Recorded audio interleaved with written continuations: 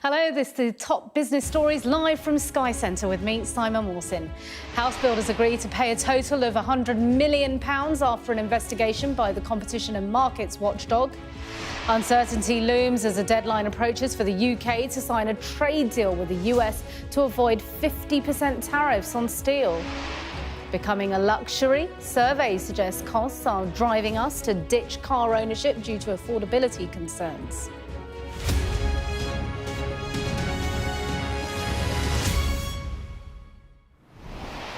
Good morning. This is Business Live from Sky News with me, Simon Mawson.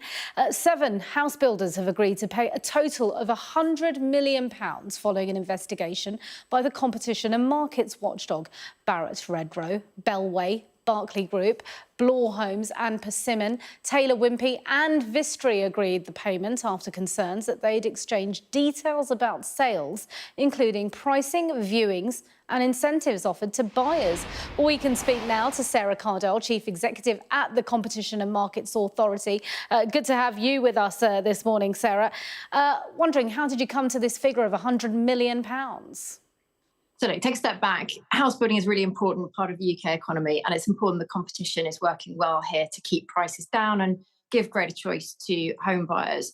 We launched our investigation last year off the back of our market study into house building because we had concerns about the exchange of competitively sensitive information around sales data, pricing, viewing numbers, incentives to buyers, which could dampen competition in this market. What we've announced today is a package of legally binding commitments from those 7 house builders to bring a stop to any exchange of competitively sensitive data, to roll out a programme of widespread compliance across the sector, and importantly also this payment of £100 million, which we think is a really strong message to the sector that house builders need to comply with the law, but also critically at this time when house building is so important to the economy, it brings a great injection of hundreds more affordable homes to the market. So how should we be viewing this? Is this a fine? So as part of our process, it's quite common that we can resolve our cases through legally binding commitments. That means we don't reach a formal finding that there's been a breach of the law, but we are satisfied that in this case, the house builders are absolutely clear. They know what they need to do to comply with the law going forward. We can give confidence to homeowners that they can buy their homes in confidence that they're getting the best prices possible. And there is an important deterrent effect from this substantial financial payment. It's not a penalty, it's not a fine, but it is a very substantial payment towards the government's Affordable Homes programme, which we think is a really important beneficiary given the sector in question. And how are you working this out in terms of where the money is going to go? Is it going to be split evenly across the 4 nations? And how do you decide who gets what? Yes, so it's a joint payment from all 7 of the companies that we've been investigating, and that payment will be made to the government's affordable homes programmes that operate across the 4 nations. We think it's really important that the benefit of this payment is felt across all 4 nations of the UK. That payment will be made within 3 months of us accepting commitments, so it will, as I say, deliver a quick injection into the market at this important time. Did they have to make any other commitments apart from the payment as part of this deal? Yeah, so they've given a wide-ranging set of commitments, actually. As I say, first, to make sure that there is absolutely no exchange of this kind of information going forward. Each of the companies is undertaking a very comprehensive compliance programme themselves. But importantly, they've also agreed with the trade associations that they will roll out that compliance programme across the whole sector, not just the 7 companies in question. They will also have to monitor compliance within their companies. And of course, if we see any evidence in future of any concerns around the exchange of information, then we would not hesitate to take further action.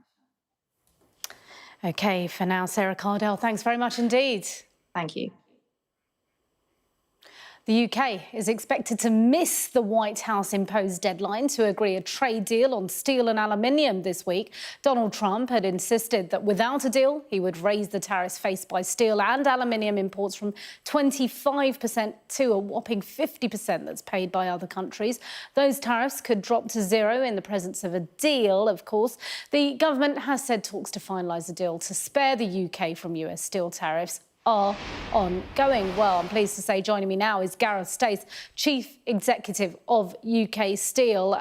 It is deadline day, Gareth. How concerned did you wake up this morning and what are you hoping for?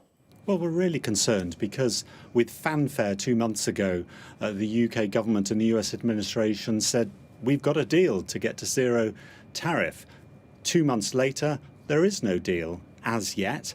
And as you said, Simon, that we wake up this morning not knowing if before we go to bed tonight, whether those tariffs go from 25% to a whopping and crippling 50%. So we have to wake up, we have to wait and wake up for the US administration to see if they're going to do that or not. I hope they're not. I hope the reassurances from the UK government that it will remain at 25% whilst those negotiations take place. But what we really need to see most of all is a swift revolution. Get that deal over the line and let us enjoy serving that market in the US, our second biggest export market, and delivering the goods that the US manufacturing sector wants from us.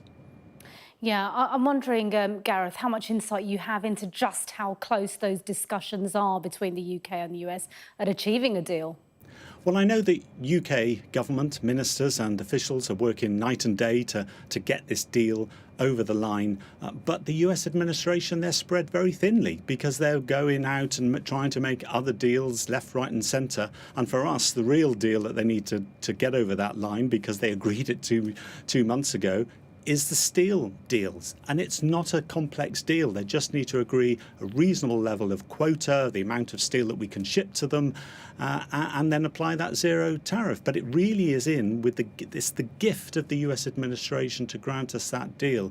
So we've got every support for the UK government. We're doing all we can to give it all the information it needs. But really it's when will the US administration find the time to focus on our deal and deliver what was agreed 2 months ago? It is an extraordinary position for UK Steel to be in, Gareth, isn't it? And still in this position on deadline day. So, look, we've heard what you're hoping for, but if it doesn't happen, if tariffs do go up to 50%, what's the impact of that? Well, we've lived in the realm of business uncertainty for a few months now. Going up to 50% would mean all those deals that have been postponed, that we've held from putting our steel on boats to ship it 3 weeks across the Atlantic. I think many of those deals would then just be, instead of postponed, be actually cancelled. We have seen cancellation of orders already, even with the uncertainty that we have in the 25% tariff. But 50%, that changes the game completely. I mean, to be blunt then, Gareth, is it game over for UK Steel if it's up to 50%? Well, I think it'd be very difficult for any US manufacturer to decide they're going to pay a whopping 50% on the price of steel already agreed. So it would suffer. The £400 million worth of steel that we export to the US every year, you know, a lot of that would go, and that would be a very difficult market. But it's our second biggest export market, so it's really important for us. Gareth, how hard is it to allay fears at a time of uncertainty like this across your industry? Well, fears can be allayed, but what we actually need is firm announcements by the US administration that it is keeping the tariffs at 25% and the indication of when it will find the time to look at the deal and agree that deal. Until that time, it's speculation, it's reassurances. But if you're in business, speculation and reassurances don't mean anything. What we need is certainty to be able to serve our second biggest export market. So what, Gareth, then, as you say, the US hasn't woken up yet. There's still time to finalise this deal on deadline day. What's your message to the British government and, of course, the White House? To the British government is continue what you're doing. Those negotiations are still just as important, but get this deal over the line. But in the short term today, give us the reassurance that it's not going to shift from 25%, which is damaging, to a whopping 50%, which will be crippling. Gareth, for now, thanks very much indeed for joining us on what must be an incredibly busy day for you. Thank you. Thank you. And as I said, the US hasn't woken up yet, so we will be bringing you the developments on that story right here on Sky News and Biz Live later. Well, staying with tariffs, the European Union said it's holding firm to a goal of doing a trade deal with Donald Trump. Also, by today, the US has reportedly offered a 10% baseline tariff on all EU goods, with some exceptions.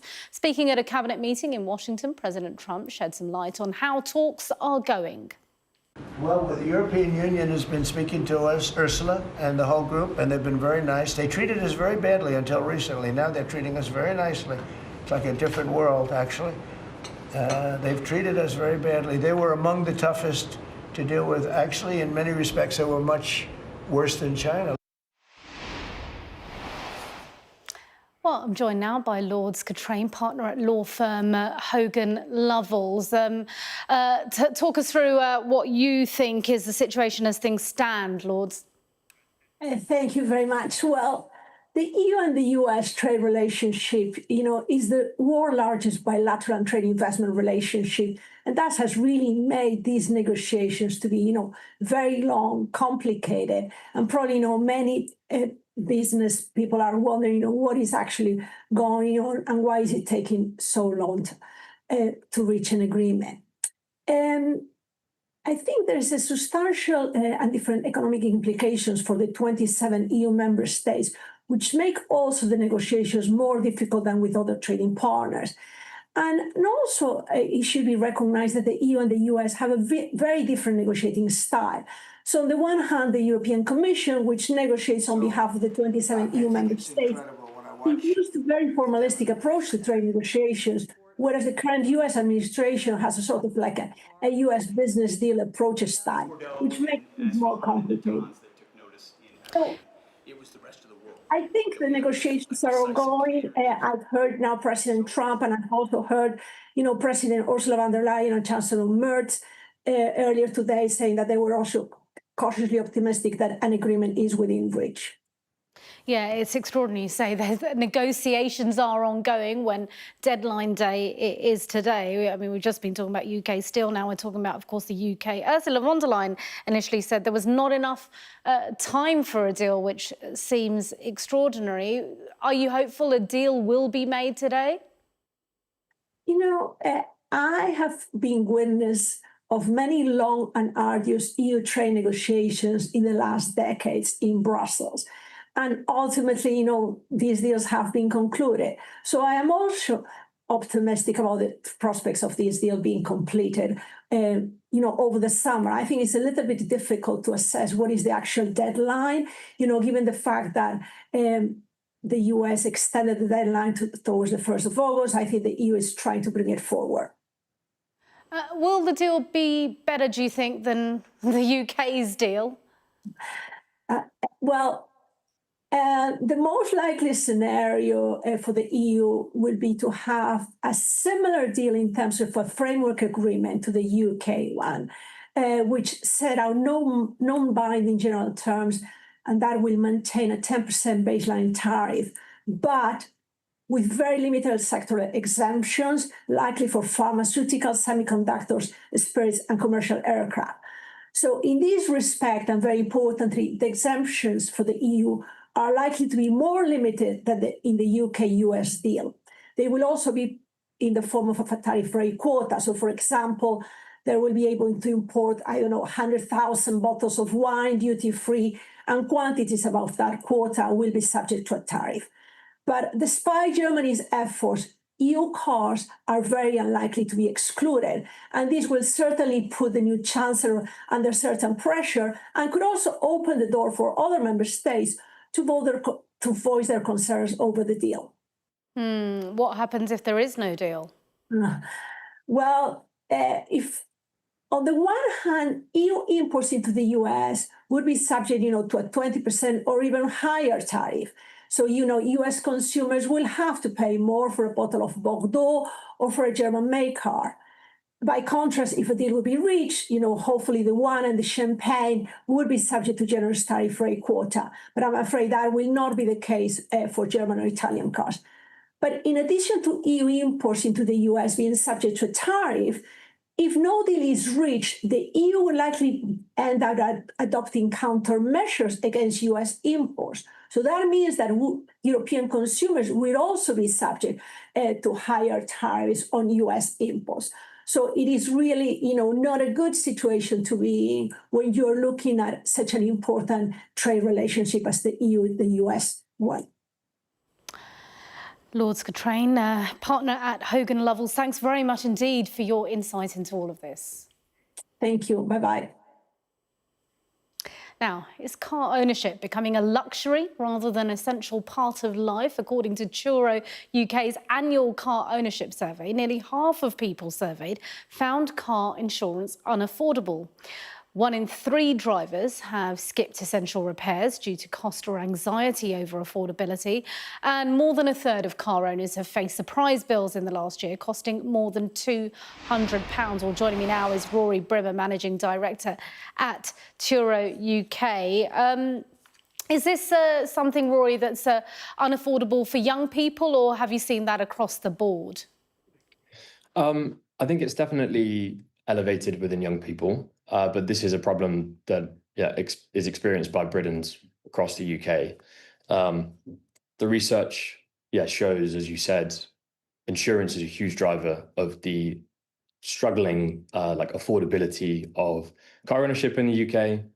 And one of the key takeaways from the report was that 88% of people still rely on their car, despite options available to them today.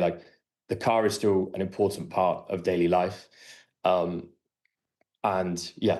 of people still rely on their car. So rising ownership costs, the increasing cost of insurance. You mentioned repairs there as well. A quarter of people said that they actually skip essential repairs because of the increased costs of labor, the increased costs of parts, and fuel on top of that. So it's, car ownership is becoming a privileged luxury and is important because people in more rural areas, people who rely on those cars, are struggling to keep access to them. It's extraordinary, really, because you're not mentioning just one thing, is it? It's financial burden upon financial burden. So if it's not the cost of the car initially, then it's going to be the insurance that is stopping people. Yeah, I always say it's a basket of costs. Being a car owner means you have to pay insurance, you have to pay maintenance, you need parking, fuel, repairs, unexpected repairs, on top of the car payments themselves. So car ownership is more expensive than it's ever been, and we are still a country that relies on cars for many different types of use cases. The reason we've run this investigation is because Turo is a car sharing marketplace. So we actually have thousands of car owners across the UK who use platforms like Turo to rent out their cars to try and offset these steep costs. And we are seeing an increase in the number of people that are coming to platforms like Turo to do this. And that speaks volumes, I think, to the challenges that car owners have in the UK today. Yeah, so I was going to ask you, I guess this is all very beneficial for companies like yours because a lot of people are opting for car sharing or brief rentals. Exactly. And that's exactly what we're seeing. We are in a world similar to where we were in 2008, a rising cost of living, global financial crisis. That was a period of time when platforms like Airbnb and Turo were born because they were born out of a necessity for people to try and offset steep costs that they were otherwise were more comfortable with prior to difficult economic situations. And we're obviously going through a similar period again with the rising cost of living, and that's making car ownership very expensive. So platforms like Turo that give people the option and the access to essentially rent out an asset that's sat there on their drive 95% of the time idle is increasingly popular. We're also of course, with Turo, it's car owners who are renting the cars out, isn't it? We've run out of time, Rory, but I wanted to talk to you about climate change impacting it as well. But thanks very much indeed for your time, Rory Brimmer, Managing Director at Turo UK. Thank you. Thanks. Well, still to come on Business Live. We'll have a roundup of what's been happening in the markets this morning for you.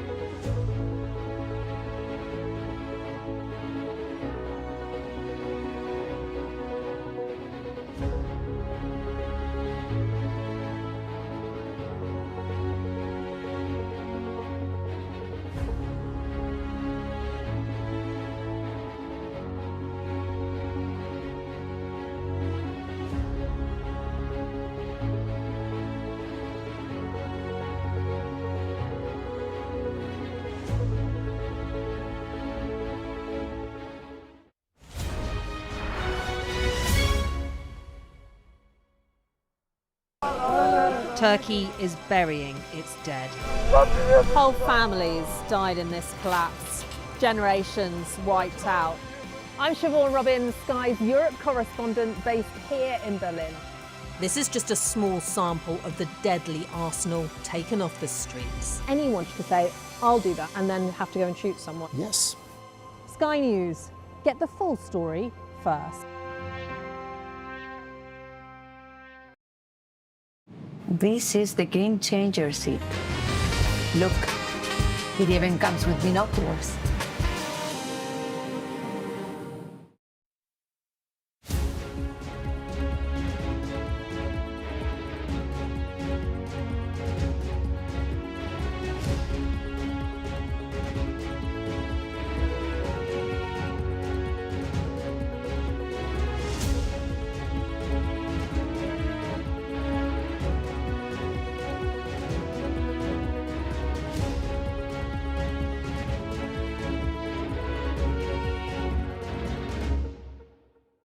Flying News, fly better. Thank you. Welcome back to Biz Live. Let's take a look at how the markets are doing this morning. Joining me now is Lindsay James, investment strategist at Quilter Investors, to talk us all through it. So, Lindsay, we've been discussing tariffs all morning here. Let's talk about the UK market reaction to the tariff announcements and, of course, the tariff threats. It is deadline day. Yes, that's right. Well, I think the two sectors where we're seeing the most sort of impact in the UK are materials. So it's the copper and stocks like Antofagasta, which is our biggest company that's linked to the copper industry here. It's really only down around 1.5%, despite news of potentially 50% tariffs on copper imports to the US. And I think this is because investors are really starting to get somewhat inured to the fact that this is all a negotiating stance from Donald Trump. We very often hear worst case scenario, and then later it's watered down and then subsequently seen as a bit of a win. But actually what this is doing to copper prices in London is pulling them down a little bit, really because the more we get announcements around tariffs and the more uncertainty there is around where these are eventually going to land, the more that dampens expectations for global growth. And copper is priced very much on the basis of what global growth is likely to look like. And of course, that's looking a little bit worse this morning. Also, the healthcare sector, we've heard a threat of 200% tariffs on pharmaceutical imports. Now, the UK, of course, had some kind of carve out for pharmaceuticals in its recent framework agreement. It was very vaguely worded. They just said that pharmaceuticals from the UK would get some kind of preferential treatment. So companies like AstraZeneca only off about 0.6% this morning. That's compared to Novo Nordisk, listed in Europe, which is down closer to 2%, but still not the kind of size of move that would suggest that this is seen as a significant likelihood at this point in time. I think we've still got some more acts to play out in this drama. And Lindsay, let's talk about what's happening with WPP's shares. They're down by around 15%. Yeah, that's right. Yeah, it's a very disappointing update actually from WPP, a first half trading update. They said that in the second quarter, they really saw a deterioration there, and that's led them to downgrade their full year forecast, not only for revenues, but also for the profit margin too. And when I look at that, I get to profits down around 16% for the full year if this actually comes to pass. And that's pretty much the magnitude of the share price falls that we've seen today. Now, they are blaming a weakening economic outlook and more uncertainty, which means clients are less willing to spend on marketing. Now, marketing is typically one of the areas that is cut when businesses start to see more uncertainty ahead. But we've also heard analysts saying that WPP is behind its peers in terms of adapting to AI tools. So I think there's an element of that in there. Now, the shares are down 42% in the last year. So ultimately, it's going to be a very difficult inheritance for the incoming chief executive. They're looking for somebody to lead the business, with the current chief exec stepping down at the end of the year. OK, Lindsay James, investment strategist at Quilter Investors. Thanks very much indeed for talking us through the markets this morning. Well, that's it from me for the moment. Kamali Melbourne will be back with the afternoon edition of Business Live at 4:30. Up next, it is Prime Minister questions, of course, and bringing you these live from the Commons. We will bring you PMQs live at the top of the hour. And of course, after that, Prime Minister Keir Starmer is meeting Emmanuel Macron.